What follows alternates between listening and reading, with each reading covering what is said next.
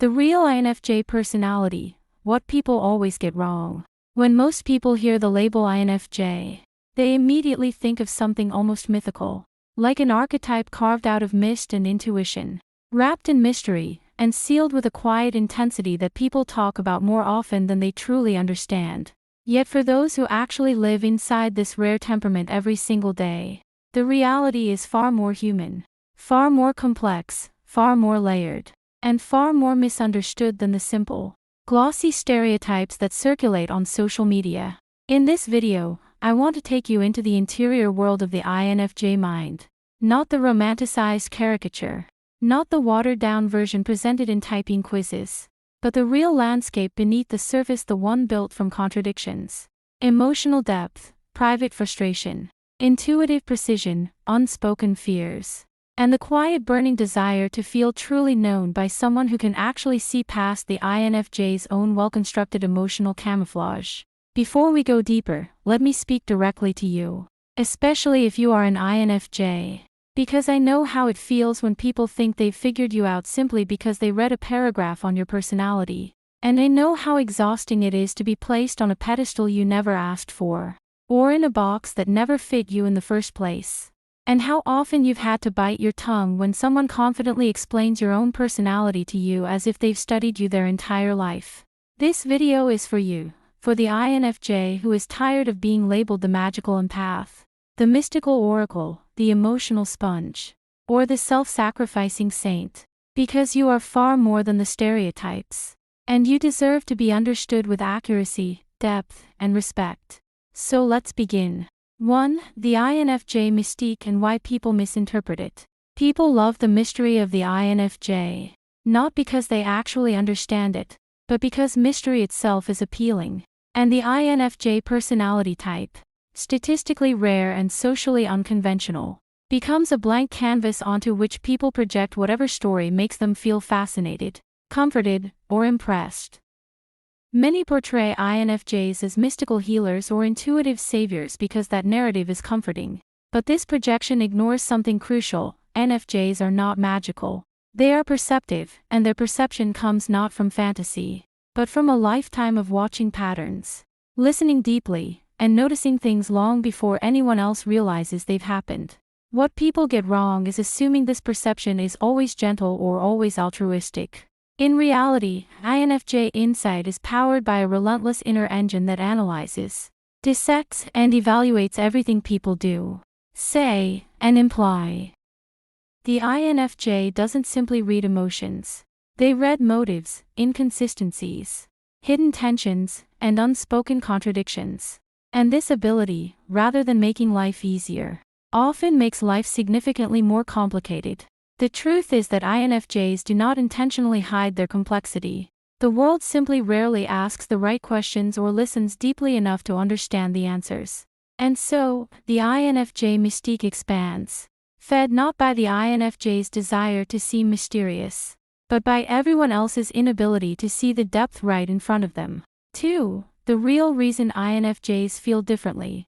INFJs are not trying to be different. They simply experience the world in a way that sets them apart. From a young age, INFJs notice patterns in social behavior, emotional dynamics, and interpersonal tension long before their peers are even aware something is happening. They often intuitively sense when relationships are shifting, when someone is lying, when someone is quietly hurting, or when a situation is about to change direction. And because they rarely meet others who process reality in the same way, INFJs often grow up feeling somewhat alien, as if they're observing human interaction from the outside rather than participating in it from the inside. This feeling of being different is not rooted in ego. It is rooted in the lived experience of thinking deeply in a world that often encourages shallow interaction, of caring intensely in environments that reward emotional detachment, and of perceiving nuance in a culture that prizes simplicity. INFJs don't feel different because they believe they are special. They feel different because their genuine inner experience rarely aligns with how others describe their own. This mismatch leads INFJs to quietly internalize the belief that their depth is too much for most people to handle. And so the INFJ begins masking early, softening their insights, hiding their intensity, adjusting their emotional expression. and carefully choosing which parts of themselves they reveal to whom. Over time, this becomes second nature. So natural that even the INFJ forgets how much of their identity has been carefully tucked away behind the mask of social harmony. 3. The hidden intense logic of the INFJ mind. Most people assume INFJs are primarily emotional because they pick up on feelings so easily. But this is one of the biggest misunderstandings about the type. Underneath the gentle empathy lies an extraordinarily structured, analytical, and even rigid internal logic system. INFJs make decisions based on deeply held internal principles, future-focused insights, and long-term implications. Their intuition operates like a complex algorithm that processes dozens of variables simultaneously, sorting through potential outcomes and patterns in seconds. It is not mystical, it is strategic. When an INFJ tells someone, "I have a bad feeling about this," they are not being dramatic. They are noticing micropatterns others miss, connecting dots others haven't seen, and foreseeing outcomes before others realize those outcomes were even possible. But because INFJs struggle to explain all the variables that led to their insight, their conclusions appear to come out of nowhere, which leads people to underestimate the accuracy and sophistication behind the INFJ's intuitive judgments. What people get wrong is assuming INFJs rely on feelings rather than logic. In truth, INFJs often trust their intuition more than their emotions, because their intuition is consistent, structured, and reliable, while their emotions are deeply felt but carefully controlled to prevent overwhelm. This internal blend of empathic awareness and hidden analytical structure makes the INFJ one of the most paradoxical types, soft on the outside, steel-forged on the inside. 4. Why INFJs struggle to let others in. INFJs crave deep connection, but they struggle profoundly with vulnerability.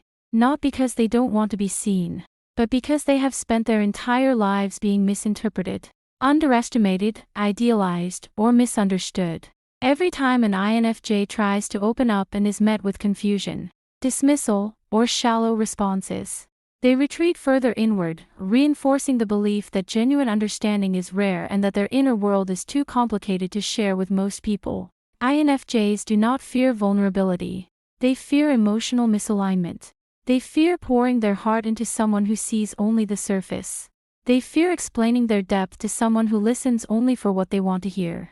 They fear trusting someone who misreads their intentions, judges their intensity, or expects them to be emotionally available at all times. As a result, INFJs open up slowly, cautiously, and selectively, revealing their true selves only when they sense genuine emotional safety and psychological resonance.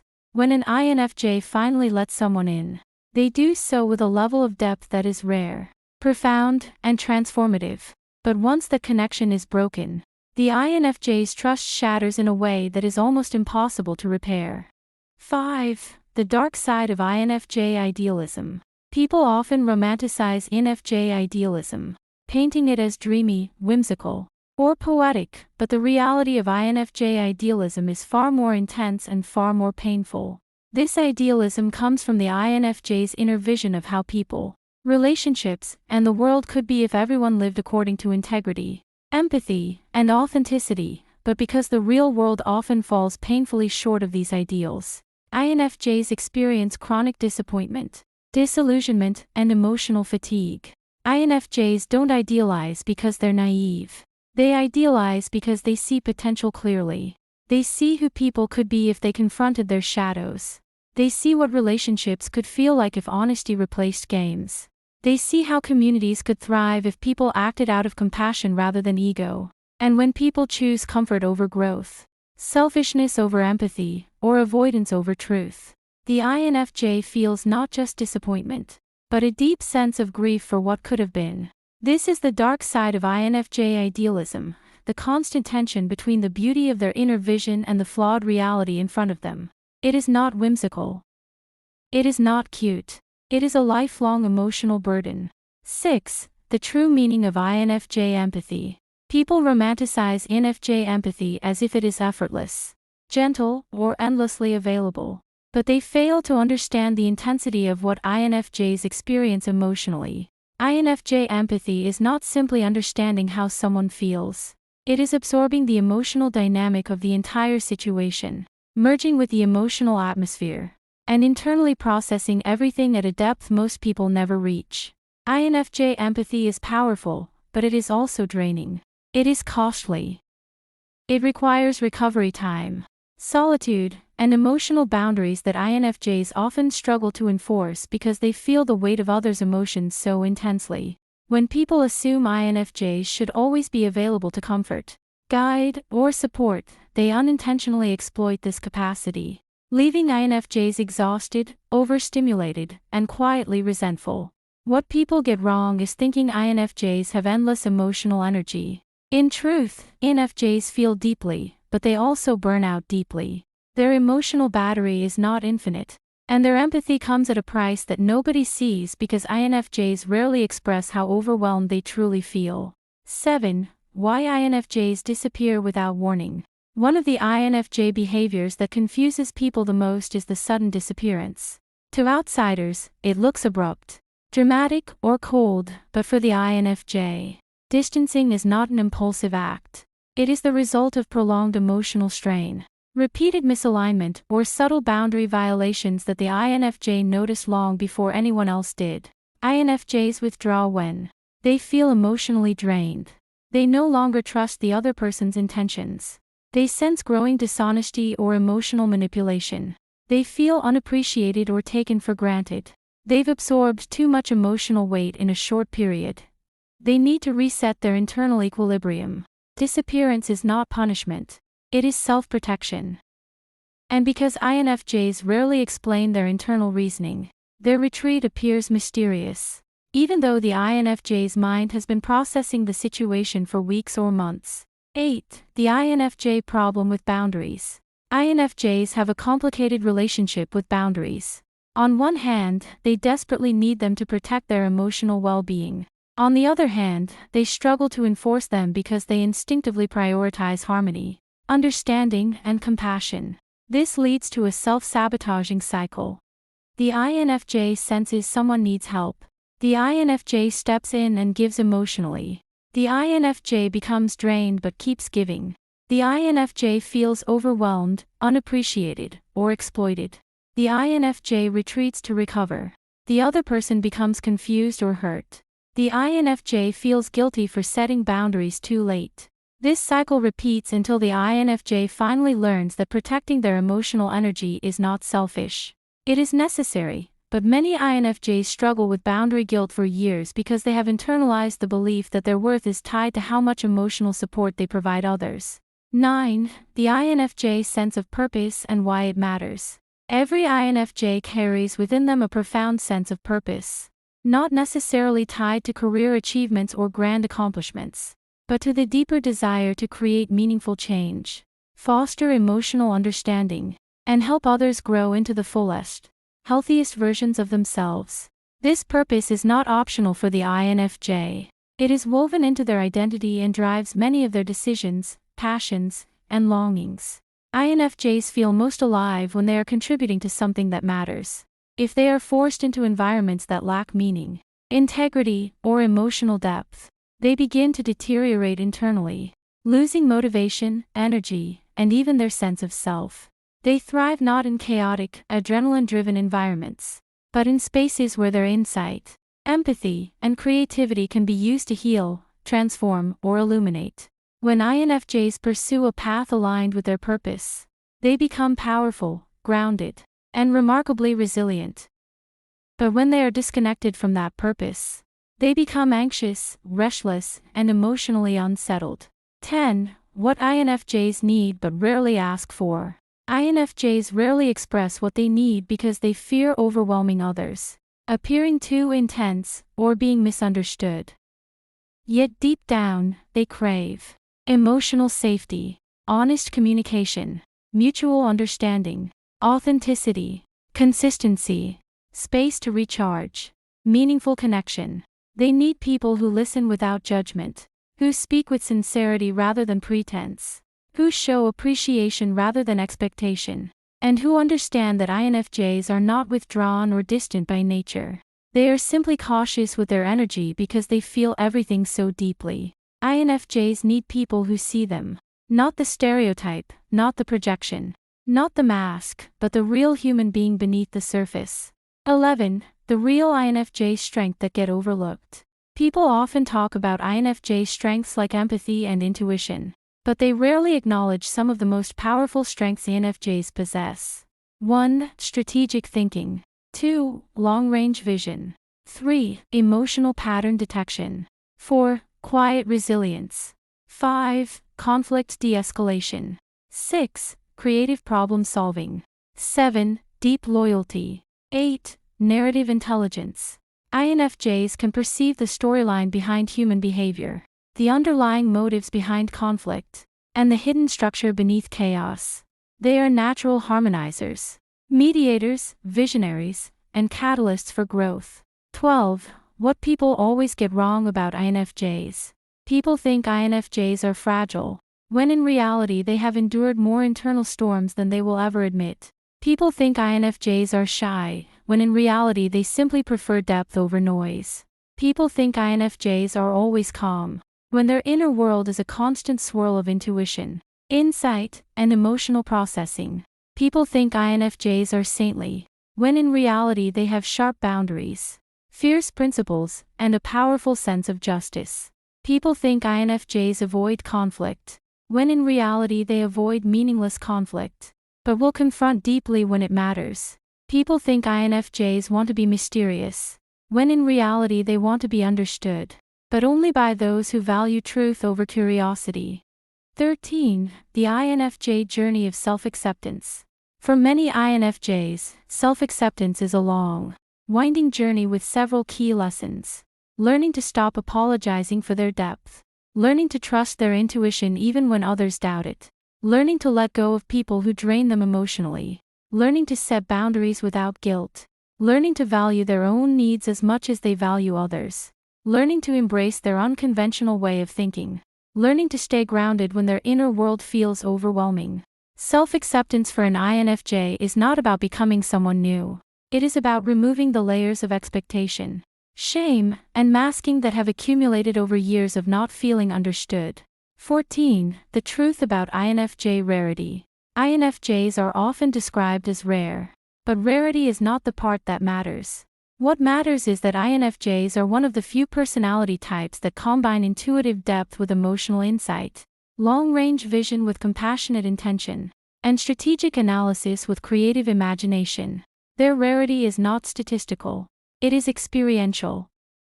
What makes INFJs rare is their ability to see the world as it is, as it was, and as it could be, all at the same time. Their inner world is a tapestry of intuition, empathy, imagination, and analysis that creates a perspective unlike any other. 15. The real INFJ, unmasked. So who is the real INFJ? The real INFJ is quiet, not because they have nothing to say, but because they are thinking deeply. The real INFJ is empathetic, not because they want to please everyone, but because they feel everything.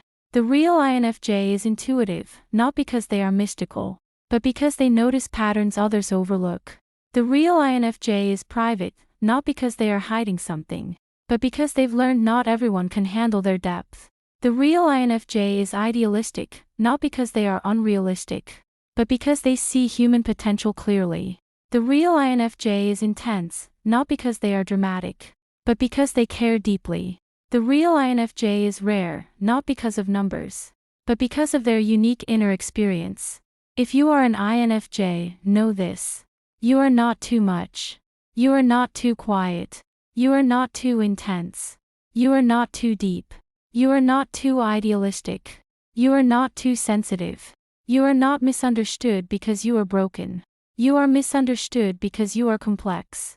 And complexity is not a flaw. It is a gift. The world needs your insight, your empathy, your creativity, your vision, and your quiet strength. You do not have to shrink to fit into spaces that cannot hold you. You do not have to soften your depth to make others comfortable. You do not have to apologize for who you are. Because the real INFJ is not the stereotype. The real INFJ is so much more.